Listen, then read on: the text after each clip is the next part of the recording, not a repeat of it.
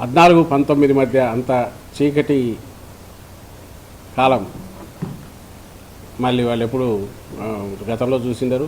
ఇప్పుడంటే అసలు ఒక అవసరమే రావట్లేదు వాళ్ళు. ఫస్ట్ టైం వాళ్ళకు ఆశ పెట్టి ఇది ఇచ్చి ఆ సున్నా వడ్డీ స్కీమ్ కూడా మధ్యలో ఆపేసి 2016-17లో ఆపేసి వాళ్లకు ఆ తర్వాత అంతకుముందు ప్రామిస్ చేసిన వాళ్ళ రుణమాఫీ చేస్తాను డ్వాక్రా వాళ్ళు కట్టిందంతా అని చెప్పి అది పైసా చేయకుండా 14,000 కోట్లు ఎంతో ఉంది మొత్తం, అది చేయకుండా కనీసం ముందు నుంచి నడుస్తున్న సున్నా వడ్డీ కూడా పే చేయకుండా వాళ్ళ నట్టేట ముంచింది చంద్రబాబు. ఎట్లా మర్చిపోతారు వాళ్ళు? 5 ఏళ్లలో, 5 ఏళ్లే కదా అయింది. ఆ 5 ఏళ్లలో దానికి ఇప్పటికీ జస్ట్ పోల్చి చూపుతా. ఆ 2014-19 మధ్య ఎన్పిఏల శాతం 18% పైన ఉంది. ఇప్పుడు అది 0.34 ఎంతకు వచ్చింది. అంటే ఎత్తిపోయినవి, దివాళా తీసినవి, వాళ్ళ లావాదేవీలు ఆపేసుకుని ఏం చేయలేక రోడ్డున పడ్డ డ్వాక్రా గ్రూపులు. డ్వాక్రా పర్సెంటేజ్ 20%, 18%. సున్నా వడ్డీకి వాళ్ళు ఇచ్చింది 2,400 చిల్లర కోట్లు ఏదో. ఈరోజు మా ప్రభుత్వం, జగన్మోహన్ రెడ్డి గారి ప్రభుత్వం 5,000 కోట్లు పే చేసింది ఎప్పటికప్పుడు కాంట్రాక్ట్. బ్యాంకుల్లో ఆ రోజు మొత్తం 5 ఏళ్లకు రుణాలు 69,000 కోట్లు. ఈరోజు మన నవంబర్కు 1,59,000 కోట్లు, ఇప్పటికి 1,75,000 కోట్లు ఇంటికి. పోనీ ఆ రోజు డ్వాక్రా గ్రూపులు ఎన్ని అయ్యాయి అంటే 9 లక్షల చిల్లర ఉంటే ఈరోజు 1,15,00,000, 9,10,50,000 అయింది. 90 లక్షల పైచీలకు అప్పట్లో సభ్యులు ఉంటే ఈరోజు 1,15,00,000 మంది సభ్యులు. అంటే ఏ రకంగా చూసినా స్వర్ణయుగం ఏదంటే ఇప్పుడు ఉంది.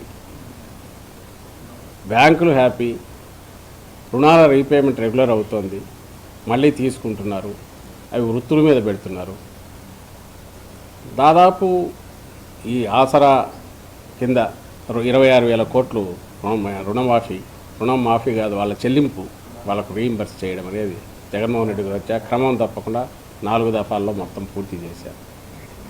లాస్ట్గా ఇది కూడా మొన్న పే చేశారు. అంటే చెప్పిన మాట పూర్తి చేయడమే కాకుండా వాళ్ళను ఫైనాన్షియల్గా ఫ్రీ చేసి వాళ్ళు ఎక్కడన్నా పెట్టుబడులు పెట్టి చేసుకోవడానికి దానికి అవసరమైన చేయూతనిచ్చి ఈరోజు డ్వాక్రా మహిళలకు స్వర్ణయోగం ఏదన్నా ఉందంటే జగన్మోహన్ రెడ్డి గారిది అనేది వాళ్ళు ఆస్వాదిస్తున్నారు, అదంతా ఎంజాయ్ చేస్తున్నారు. దీని నుంచి 1,15,00,000 మంది మహిళలంటే వీళ్ళే రిమైనింగ్ వాటి బెనిఫిషియరీస్ అన్నింటిలో ఉన్నారు. వీళ్ళలోనే చాలామందికి ఆసరా వస్తుంది, చేయూత వస్తుంది, 45,000 దాటిన వాళ్ళ కోసం. ఈ సొంతంగా చిన్న చిన్న పరిశ్రమలు, ఈ కుటీర పరిశ్రమలు అవి పెట్టుకుంటున్నారు. 16 లక్షల మంది తోడు, అందులో 16 లక్షల మంది తోడు కింద, జగనన్న తోడు కింద తీసుకుంటే లోన్ అవైల్ చేసుకుంటుంటే అందులో 12 లక్షల మంది మహిళలే.